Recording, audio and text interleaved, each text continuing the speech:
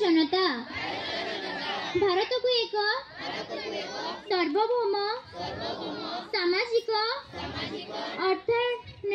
धर्मनिरपेक्ष गणतांत्रिक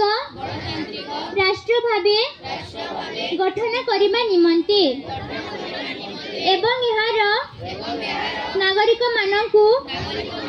निम्न विषय प्रदान करने निमंते संकल्पबद्ध न्याय सामाजिक अर्थनीतिक एवं राजनीतिक स्वाधीनता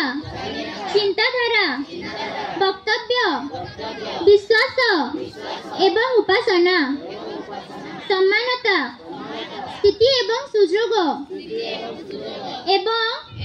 सेमाने समस्तक मध्यरे ताहा प्रसार करिबा भातृभाव व्यक्तिर सम्मान को निश्चित करिबा तथा देबा किंबा जातिर एकता को मध्य आंभर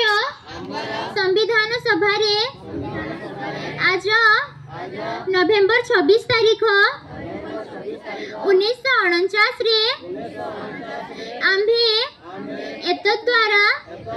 यही संविधान को ग्रहण करी आईन रे परिणत करूछु एवं अपनाउछु जे संविधान जे जे जे जे